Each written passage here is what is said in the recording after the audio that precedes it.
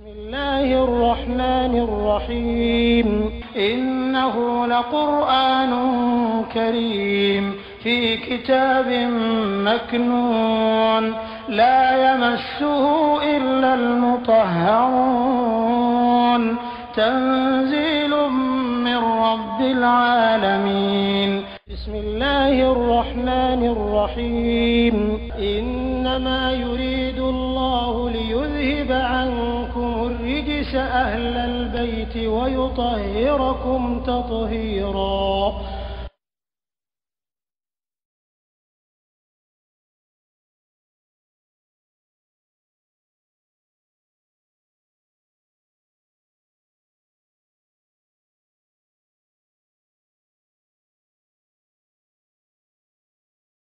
الناس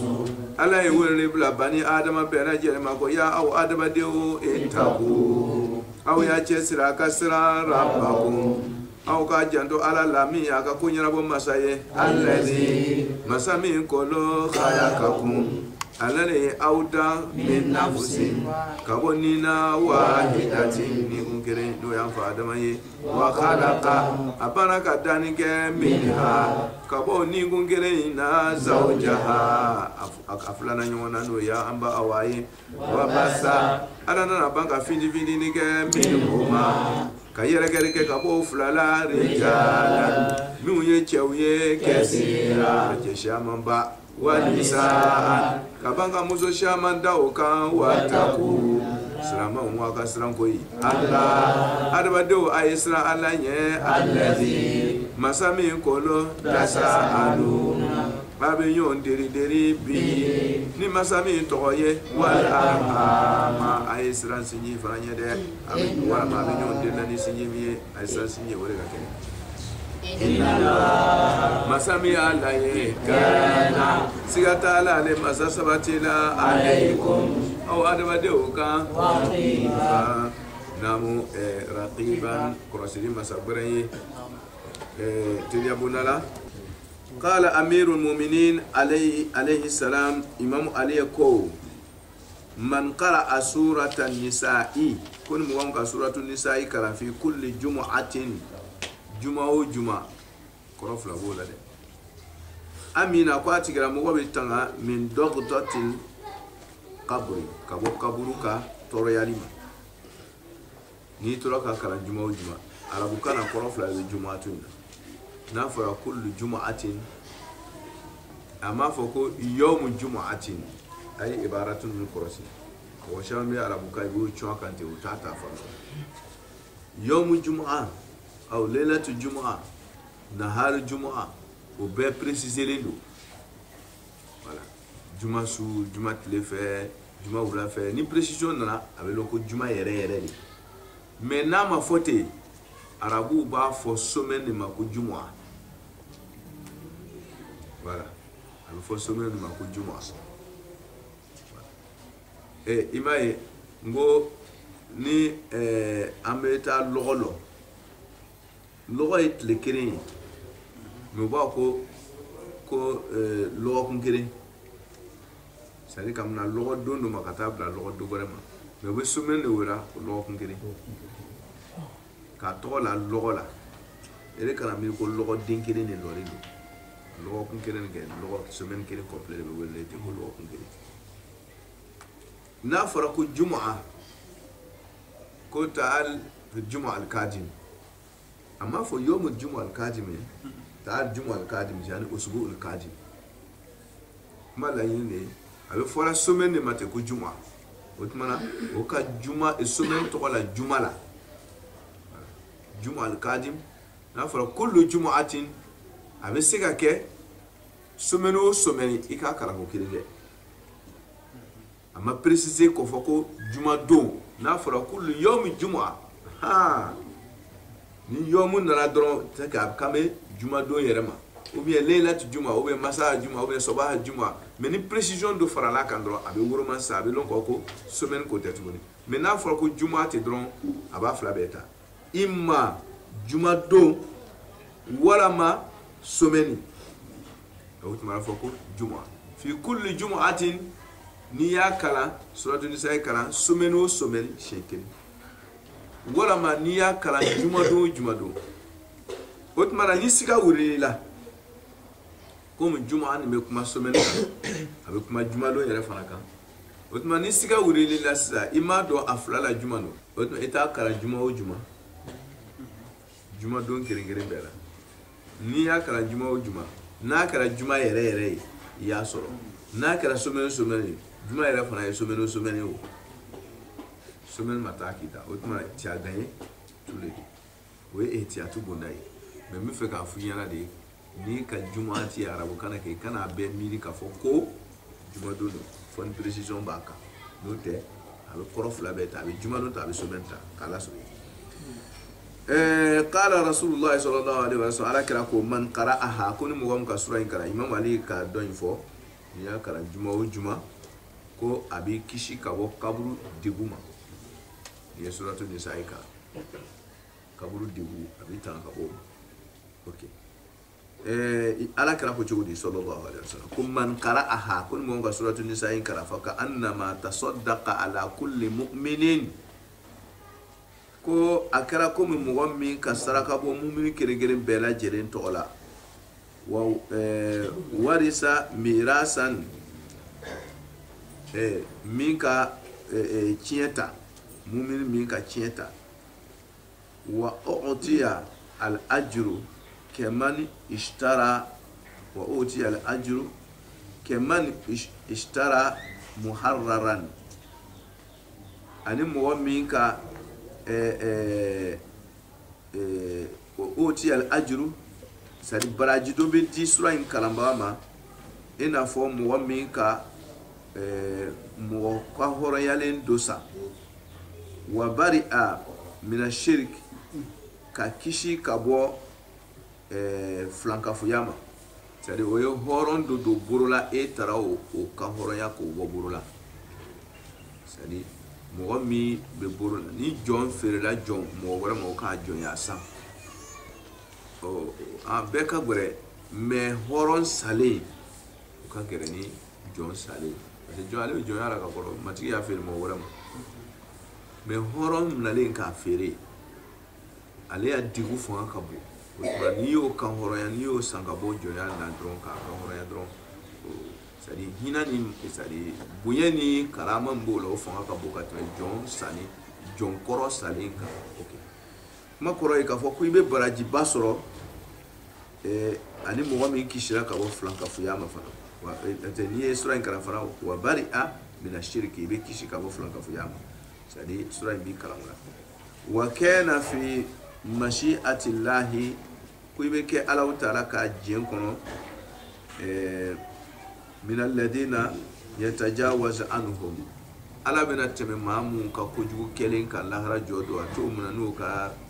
jurumɛsɛnninw ye ala bɛ tɛmɛ caman ka taw kan i bɛ sɔrɔ olu mɔgɔw cɛla lahara jɔ don ni ala ka jɛ wala o ye kira ka lakalenkan ye sura in ka kalanni na ala kana fɔ a kalan ko ɲuman na tɛdɛ bodala ala ye sura in kumakan dabɔ ko ya ayuhan nas mɔgɔ wɛrɛla sura in dabɔra ni ya ayuha de ko he aw mɔgɔw n'a fɔra ko naso yɔrɔ nin na dɔrɔn a tɛ ɲɛsina silamɛ ma ka kafiri to yen a ɲɛsini bɛ bɛɛ le ma bani adama bɛɛ sura in dabɔra n'o de sura in dun bɛna kuma mun de kan généralement kabini sura in daminɛ na fɔ a laban a kuma bɛna boli mun kan globalement o ye kitiw ye mais en principe kiti ninnu n'an ko an b'a jateminɛ ɲɛ dɔ ma kitiw ɲɛsinin bɛ silamɛw de ma o tuma ni kuma min bɛna kɛ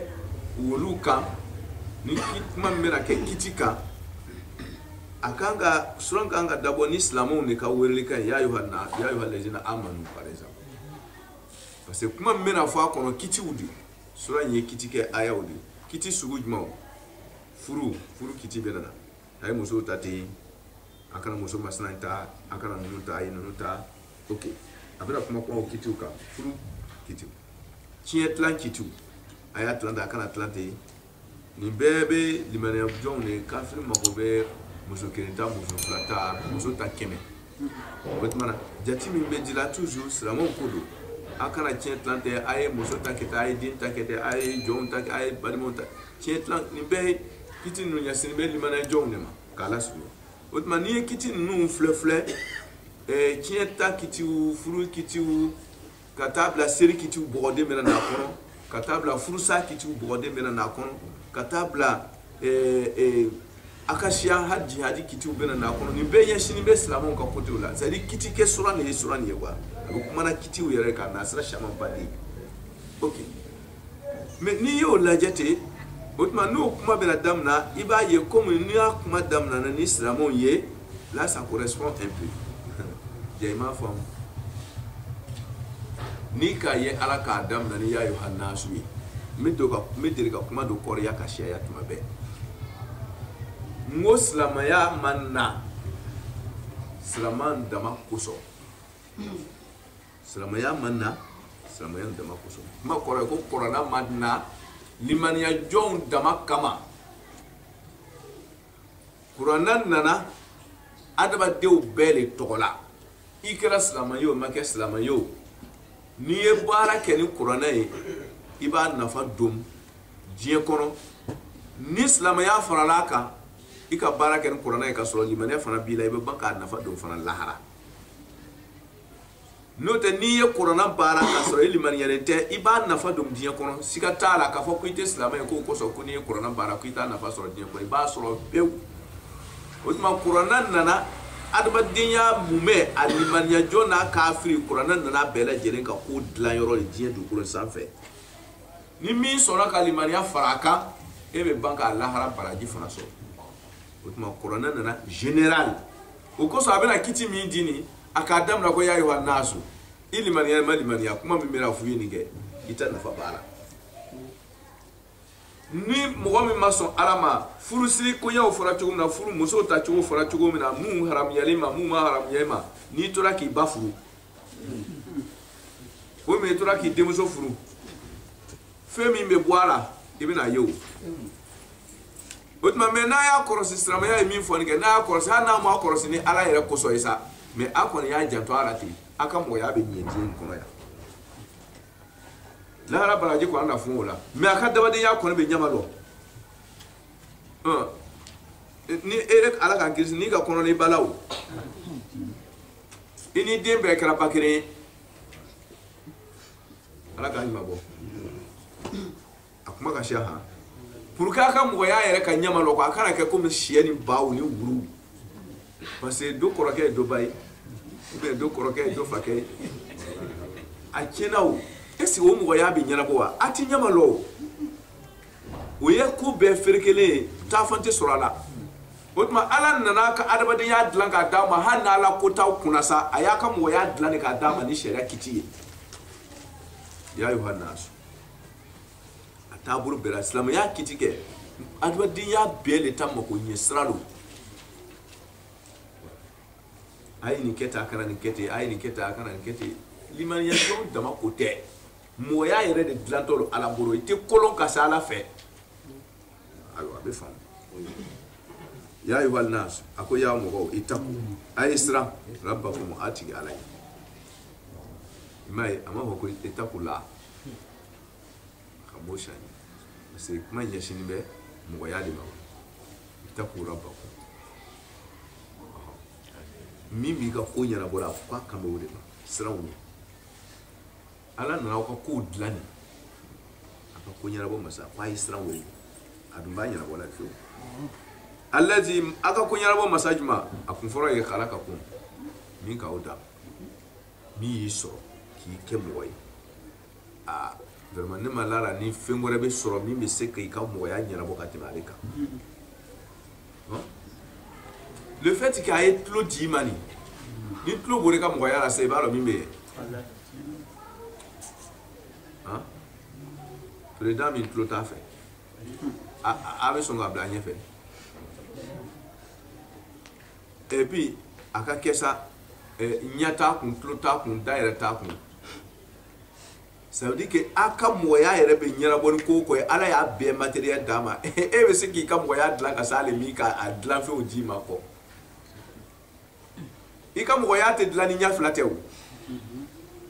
min ye ɲɛ fila d'i ma n ko ale b'i ka moya dilan cogo dɔn ka tɛmɛ kan parce que a ye fɛn min d'i ma n'o ye ɲɛkisɛ fila ye o le kɛra sababu ye i ka moya bɛ dilan na o tuma o min y'o dilan fɛn d'i ma o b'i ka moya dilan cogo dɔn ka tɛmɛ e yɛrɛ ye ɲɛ fila ye sera ka min dilan i ka moya kɔnɔ min ye tulo fila d'i ma aleykum salaam wa rahmatulah min ye tulo fila d'i ma k'i ka mɔgɔya dilan e de bɛ i ka mɔgɔya dilan na ni o tulo fila sababu ye min ye tulo fila in d'i ma o b'i ka mɔgɔya dilan cogo dɔn ka tɛmɛ i ka tulo fila bɛ min ɲɛ n'i ye i ka mɔgɔya ka ɲi kan o n'a ɲɔgɔnnaw sen fila o tɛ mankan cɛla dɔ kunna nin ye ko a bɛ fauteuil roulant de la k'o tɛ fɛ ka kɛ président ye sen fila ka man di n'o tɛ a ɲɛ bɛ yɛrɛ kɛ a tulo bɛ mɛnni kɛ sen fila t'a kɔrɔ ka taama mɔgɔ cɛ la dɔrɔn o kɛra fiɲɛ ye i m'a ye sa mɛ masa min ka sen fila d'i ma n'o b'i ka mɔgɔya dilanna dɔ ye o bɛ se i ka mɔgɔya dilanna ka tɛmɛ sen fila bɛ mɔgɔya dilanni min kɛ i ye kan o tuma mɔgɔya dilanna fɛn o fɛn de dil'i ma ala bolo ala bɛ se ka mɔgɔya dilanna ka tɛmɛ olu o matière ninnu bɛ ta ka min ye ka mɔgɔya dilanni na o tuma ko to ala bolo an m'a fɔ k'a ye min d'i ma ko i ko o bila vacances la dɛ c'est à dire olu bɔ baara la i tɛ baara kɛ n'o ye non a di kun ye ma ko i k'a utiliser o mais n'i y'a utiliser kɛ n'o ma se ka min ɲɛ o ɲini ala fɛ. Parce que Allah be olu sanfɛ dilanni na ala ka faamuya ko ɲɔgɔn d'a ma wa khalaqa minha ala wa khalaqakum min nafsin min ka aw dan o b'a fɔ ko ɲɛnabɔ baga ye ka tɛmɛ fɛn bɛɛ kan min a y'a dan cogo di min nafsin wahidatin ka bɔ nin dɔ la min ye nin kelen na kira to o nin dɔ in mɔgɔ bɛ fɛ ka kumaw sɛɛsɛɛ k'a fɔ ko adamaden kelen-kelen bɛɛ de bɛ nin ye non kuma la sunuya bolo ma quoi an fa adama ko don nafsun wahidi kɛ tafsir caman nana n'a ye ko non adamadenw don bɛɛ de parce que ko i k'a dɔn ne bɔra fa ni ba la o tɛ an fa adama ye o tuma na ko nafsun nin kɛ ni kuma dun ɲɛsin bɛ kala kan kum de fɔra o a bɛɛ o tuma e danna ka bɔ i ba ni fa de la o tɛ an fa adama ye. O tuma ko nafsu ni ka ko a laɲini ye an fa n'an ba ninnu de ye c'est à dire an bɔra mun na o tuma dɔw caman y'a dévier ka taa ye mais hakika yɛrɛ la kɛ kuma surumani dɔ wɛrɛ tɛ dɛ a di sa kɛnɛmaw k'a tɔgɔ ye ko awaw o kɔni siga den kelen t'an na o tuma cɛ ani muso mais cɛ in de ye premier muso in danna ka bɔ ale la ok jana n ka taa nafsu yɛrɛ dabɔ an b'o o ɲɛɲini ba an bɛ sɔrɔ ka taa ni awaw ye parce que awaw bɔra nafsu de la min ha kɔsɛbɛ ni nafsu ye nafsu ye mun dasi o tuma na nafsu yɛrɛ ye jumɛn ye ba a bɛ kɛ mɔgɔ dɔ kɔnɔ ko ruhu kelen pe de bɛ wele ko nafsu i nikun ayi o ye nafsu dɔ ye. Mais n'a fɔra nafusu an b'a fɔ ko ja al amiru nafusuhu ani ne nana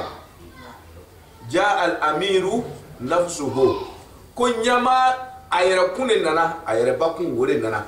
nafusuhu a yɛrɛ ni a bɛ kɛ mɔgɔ n'a ko ja al amiru a peut-être a ka remplaçant n'a ka représentant tant a ka dɔ de bila ka na non an b'a fɔ ko ja al amiru nafusuhu a yɛrɛ de nana. Kana k'i kɔrɔ k'a y'a ka remplaçant de bila dɛ non a yɛrɛ de nana tuma dɔ ko ami ko ɲɛmɔgɔ nana ja a yɛrɛ tɛ a ka nɔnabila de nana o tuma ka o yɔrɔ bɔ a la k'a fɔ ko ja al amiru nafsuhu a yɛrɛ o tuma nafsu bɛ kuma i yɛrɛ a bɛ kuma o de kan o tuma na kuranɛ kɔnɔ wa ma man khafa maqama rabbihi wa naha nafsa i bɛ nin dɔrɔn de fara kan i bolo fara ka bɔ jɛnɛya ma bani i kan i sen fara ka bɔ a ma bani i farikolo bɛɛ i b'a bɛɛ fara ka bɔ ala sɔsɔ ma wa naha nafsa a y'a yɛrɛ kuturu a boro wo a sen wo a nya wo a miliya wo a y'a bɛɛ de fara a nini Hawa n'i y'a miiri ko i dusukun dɔrɔn bɛ de bɛ fu kan k'a fa ma k'a mara bi wa n'a ha nafusa a k'a yɛrɛ ba kuturu bɛɛ lajɛlen fara ka bɔ Ala sɔsɔ ma min ɲini fɛ o de ye n'i tulo yɛrɛ a la dɔrɔn ɲɛ wɔɔrɔ n'i sen yɛrɛ a la dɔrɔn ɲɛ wɔɔrɔ parce que kuturu de fara o de ye nafusu ye ya ayyatuha nafsul mutma'inna buru ma do ala si ma do ala nyama do ala a bɛɛ lajɛlen mutma'inna aw kulu mun selaw yɛrɛ kɔrɔ ni ngun dɔrɔn bɛ yan kere hakili ka ɲi kere dusukun ka ɲi ala ko la k'a sɔrɔ i tɛ gɛn ka mina farikolo la e ko tɛ koyi a bɛ faamu o tuma na min nafsin wahida o tuma na ko ka bɔ nin na ça veut dire que nin jumɛn a kuturu n'u nafsu faamuna nafsin wahida wa khalaqa minha zawjaha o ko an ba awa ko a dana ka ban fa adama garaka koro la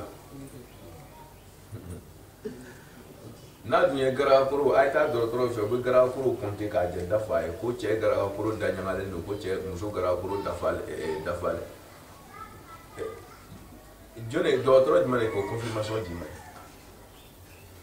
k'a fɔ ko cɛ garaka koro da ɲagalen bɛ ni muso garaka koro ye karamɔgɔkɛ sɛbɛn dɔw bɛ yen n'a ma fara ka to k'a fɔ yɔrɔ dɔw la kɛ dɔɔninkɛlaw bɛ yɛrɛ ko a ma ka wuli ka tɛmɛ n'o sen fɛ k'a dɔn ko c'est vraiment tɛ il faut bien vérifier avant de dire silamɛya tɛ kunfinya dilan ye o ok k'ala sɔrɔ ko an ba aw danna ka bɔ an fa Adama garaka kolo kelen na c'est à dire ko Ala y'a garaka kolo kelen bɔ k'o kɛ ko kosɔn ko Adama ko muso jɛnlen don k'a se ka tile o y'a fabriqué dɛ ok arabetu ko Ala ma dɛsɛ k'an fa Adama dan ka bɔ bɔgɔ la a bɛna dɛsɛ k'an ba wa dan ka bɔ bɔgɔ la wa fo a bɛ taa garaka kolo ni sama k'o bɔ k'o kɛ ayi masa min ma dɛsɛ k'an fa Adama kɛ bɔ bɔgɔ la a bɛna dɛsɛ k'an ba wa de bɔ bɔgɔ la mais mun nana ni mɔgɔ dafalen garaka kolo kelen bɔlen ye arabetu le ko Ala ma dɛsɛ k'an fa Adama bɔ bɔgɔ la a tɛna dɛsɛ k'an ba wa fana dan ka bɔ bɔgɔ la o tuma na ko garaka kolo Ala ma mɔgɔ dɔ dan ka a ye ayiwa bon komi a besoin bɛ muso la ye fo n ka dɔ bɔ a yɛrɛ la k'o kɛ a ye ko arabetu k'o ma kɛ ayi ko an fa Adama danna Ala bolo bɔgɔ min na o bɔgɔ tɔ Ala y'o de ta k'a kɛ an ba Awa ye o bɔgɔ tɔ nga fɛ n ko nafsu bɛ kuma i mumɛ de kan an fa Adama danna ni bɔgɔ min ye bɔgɔ nin ka an fa Adama yɔrɔ bɛɛ do bɔgɔ a yɔrɔ bɛɛ do bɔgɔ o tɔw de tara ka kɛ an ba Awa ye fana c'est le même bɔgɔ a bɛ faamu o ale bɔgɔ kelen min kɛra an fa Adama ye cɔ o bɔgɔ o de tɔ tara ka kɛ an ba Awa ye mais k'a fɔ k'an fa Adama dalen kɔfɛ ka dɔ bɔ ale fari la sa k'o kɛ an ba Awa ye muso a kɛra kuma cɛw fɛ fiyewu kuma lasurunya bolo ma n'a fɔra ko min hali bɛ bɔra nin de la ka bɔ an fa Adama danni bɔgɔ yɛrɛ kun ka bɔ o de la zawja n'o y'a filanan ɲɔgɔn ye wa basa Ala nana bɔli kɛ minhuma ka bɔ o fila la rijalan cɛw la wa kɛsira minnu ka siya wa nisa ani muso dɔw y'o yɛrɛ kɛ kolonla ye ko adamaden ko n'i y'a jateminɛ dɔ gɛrɛlen don dɔ wulelen don dɔ nɛrɛmuguman don dɔ fini don on a tellement de teints différents an couleurs tɛ kelen ye dɛ ko o b'a yira k'a fɔ ko an lasaliw tɛ kelen ye ça veut dire que finman bɔra finman o ta fakɛ ye Adama finman dɔ ye wulema fakɛ ye Adama wulema dɔ ye nɛrɛmuguman ninnu olu fana fakɛ ye amadu de nɛrɛmuguman ninnu yan ayi olu ma sigi farakɛw kɔrɔ ok a gɔyɔma pasipasiw bɛ yen a nɛrɛmugumanw bɛ yen a wulemanw bɛ yen a finmanw bɛ yen ko bɛɛ tɛn bɛɛ n'a ta fakɛ ko an tɛ lasari kelen ye ok k'a lasurunya o tuma na u bɛ fɛ ka munnu yɔrɔ ɲɔgɔn ko i m'a ye ko hali joli ninnu jeli gurupu ninnu a b'a ye jeliw tɛ kelen ye de joli ye tan x tan bon joliw b'a ye joliw tɛ kelen ye o tuma na ko bɛɛ n'i ta lasari do ten mais olu ko ɲɛɲinila kelen pe o de banna ka ko ɲɛɲini o ka taa fɔ ko adamaden bɛ développer adamaden bɛ développer joli bɛ développer cogo min na ten yɛrɛ fana bɛ développer ten mais a dun kɛra cogo di n'a bɛ développer pourquoi an fa adama kelen bɛ ten nin ma développer ka kɛ ten aw de ko a bɛ développer n'a dun bɛ développer ka ban ni joli bɛ développer ten yɛrɛ bɛ développer adamaden bɛ développer sur tous les plans munna a b'a fɔ tuguni ko non ko ninnu bɛɛ ko bɛɛ n'a ta lasali aw yɛrɛ sɔnna ko fɛn bɛ développer c'est à dire olu yɛrɛ lɔnni quoi i b'a dɔn ni kafiriya nana adamaden ma a bɛ fiyɛ nin ka taa hasija kusa ala k'an kisi ok o la diɲɛ hakilimaw masaba ka kumakan kiraw bɛɛ olu bɛɛ ye hakilima ye o ni hakilinta fɛn o fɛn gosira ɲɔgɔn na o y'a datɔ a bɛɛ la o ye preuve ye k'o ye tiɲɛtigi ye parce que n'i bɛ fɛ ka tiɲɛtigi woromalɔ tuma dɔ la par histoire tiɲɛ dɔn cogo ka siya par beaucoup de systèmes ka tiɲɛ woromalɔ histoire bonda la n'i y'a jate minɛ mɔgɔ fila gosira ɲɔgɔn na nabila musa firawuna nabila musa jama bɛrɛ t'a bolo olu yɛrɛ ko sirzi matun kalidu ko ka dɔgɔ o tɛ se ka ye ka yira yɛrɛ olu jamabaden olu kelen bɛɛ haziru n'i ye o ye e yɛrɛ ja don o dafalen don o ka siyaw dafalen don ko o bɛna baara la o kan k'a lasurunya mais o gosila ɲɔgɔn na a diyara joona histoire la bɛɛ k'a lɔn a diyara nabila musa la firawuna de tora ji la n'a ka mɔgɔ babaw ok nabila ibrahim alayhi salam ani namurudu o gosila ɲɔgɔn na a diyara joona namurudu ye diɲɛ masakɛ ye nabila ibrahim mɔgɔ yɛrɛ t'a kɔ o y'a n'a ka muso de minɛ o mɔgɔ fila k'o bila wotoro kan k'o bɔ iraki k'o poste fɔ palestine dugu la siyami mara la a n'a muso mɔgɔ yɛrɛ t'a kɔ a filɛ dɛ mɔgɔ kelen ani diɲɛ masakɛ n'a jama bɛɛ o gosila ɲɔgɔn na a diyara joona i m'a ye n'i bɛ fɛ ka tiɲɛ ɲɛɲini par histoire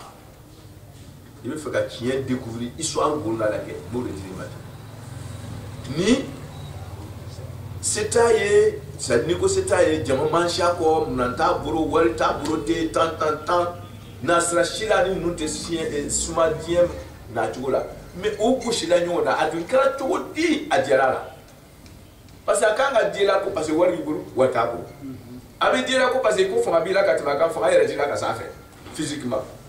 a bɛ di la k'a fɔ ko i ka jama ka siya n'a ta ye jama ci i ya jama ma siya n'a ta ye mais mun de kosɔn a diyar'ile la hali bi ka tɛmɛ ale kan ne ko i t'a dɔn ko dɔ bɛ cɛ kɔfɛ a dɔn k'a fɔ ko a kɔ sɛmɛlen don ko tiɲɛ b'a bolo tiɲɛ dun nkalon tɛ se tiɲɛ kɔrɔ abada fo ka min kɛ min ye se tɛ nkalon kɔrɔ a bɛ dulon tiɲɛ de la tuma bɛɛ ka se ka taama n'a ni nkalon bɔra ɲɔgɔn na dɔrɔn nkalon ni tiɲɛ ni nkalon ka ɲɔgɔn bila dɔrɔn nkalon bɛ bin parce que sen t'a kɔrɔ ni ka nkalon lɔnni ye dɔrɔn a dulonni bɛ tiɲɛni dɔ de la o tuma o kosɔn n'o gosila ɲɔgɔn na dɔrɔn a bɛ jaabi to a la cɛ b'a sen kan e bɛ duguma kalan kɛ ala k'a ɲɔgɔn n'i y'a ta histoire na ten fo ka taa n'a ye diya kiraw bɛɛ ka histoire lajɛ ala kɛra ni badri keredo kureshi keredo la je badri kerela mranto guru salamo o je damasha tintinti mais nous frère o ko sira nyona do awo histoire ba jiri la quoi koni tiente ni boro atsiga sen ko parce que mo kan ka demeni feu fait acheter nous boro mais on a ta odun gayna c'est qu'il y a quelque chose derrière ni hakili quoi quand ka son ko nyoko ya ko de ba ko notamment que parce que physiquement quand ma préféré mi ba ira quoi kan ga gagner na dun gayna muno ok ola kala souvenir ni iye ko jatim na ni jatim na chocolate ka lo chiebe jole bo ebe na lo kira ko olu mu ye tientigu ye parce que tient de boule à travers histoire ebe na do kira o kelen na be o ko adaba den la sari en fa adama et il est tellement histoire le bon parce que histoire ne ment pas histoire ni ka la je kafi basse extrêmement basse belle basse voilà ka la souvenir na donc karate kaba i olu be mio mi be gainani olu be unanime ko adaba de la sariye en fa adaba ok tient tigu ko il tient de kolo tient tigu ko en fa adaba de la sariye en fa adaba otmara qur'ana yere okui mako adaba de la sariye en fa adaba otma ebena nani mu histoire gore de tuguni ni obena tient do dima ka foko adaba de la sariye ko fa shama obena bomi wala ma do yere fato do yere o yere jati lon gala ko adaba de la sariye bora surala do yere ko alla sariye ko développement de adaba développer ko kukara to raka don et puis nous ne kelimbe dien docteur kuko ni uye et puis moi be baraka nous il faut qu'on considérer quoi non quand même na adaba de fila alama quoi ko ma kira ko ma ko fato de mo matiki ala loy et mo bo le jatla ko le kolona o dien ko quoi min ba foko adaba de la sari suraye ko développer me ka ku karadu bon kira mu ye tienti ku yo ko adaba de la sari afa adaba ye masaba ala mi ki dawo ko adaba de la sari afa adaba ye ire na la jele ka alam na kata bara ke ni chedo kuma kai ko adaba de la sari ku karai udoko jege doko ok kala sunye an fa adama nyini sabla imam Jafar Sadiq alayhi salam ali nyini kana ko adama de bola fa adama la ça c'est vrai mais adama an fa adama den kelen ni dana wa ou bien adama shama ni dana an kon balo ko adama den la sali an fa adama ça c'est sans doute mais est-ce que adama den kelen no wa ou bien adama shama ni imam Jafar Sadiq ka kuma kan do ko alayhi salam ko adama wa kelen ko an fa adama anu bora an fa adama mina ko de ya wa kelen nai ça veut dire que keme kononton ani bi kononton ni kononton adama o olu temena anwe an fa adama ne ya wa kelen nai bani bashar o be labana adama mima wala wa kelen nai masadam na bari ala madam na wa masami ka wati danko ka yoro danko ay andara ka kuma kan gora la tuno ko alamu die ama foko ka bi an fa adama da ka bi die na dani sadi sangaba na dani o yere o ni an fa adama ka dani fa te nyonga salama o 5 millions yirika an fa adama ma soro ka dawo ok sangaba ni du koro ka dani wu we alam kirim abianka hadisa do ko alu betu ko alamu nyona sangaba ni du koro sangaba et puis côté de la président ko sangaba worowula ani du koro worowula wo alamu wo dani alamu ko o nyona wata ani fla Kwala e wore da do ta lo ko do wore be min ta ta alamu masa damla bari masa dambari masa mi dantal sadi sangaba worongula ani dukuru worongula wo alamu wo nyona watan fla kwala e woda ko do ta lo ko do be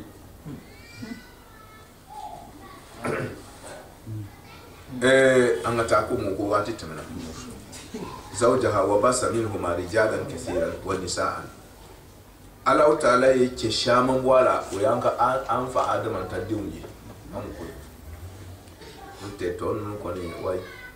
wattaqullah ko ngasra ko alayne masami tenyalo ko Allah awal masanyalo bari masale ka nya foli alele ko dam itma nya foli to sika ala nya fo masale ka nya foli dam wattaqullaha kwa ngasra alanye allazi masami tasaaluna be nyon derbihi ni masami to kwa kala kam kala ko so ikauso awa wal arhama ay isra sinji fana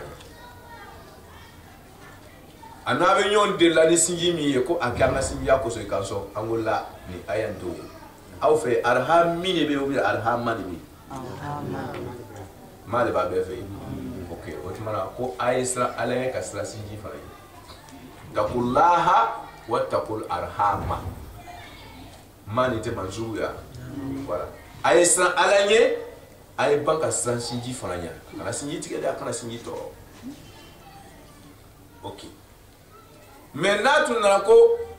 wa taqulla aisra alanye alladhi masami tasaaluna awenyon deribihi ni masami toy wal arhami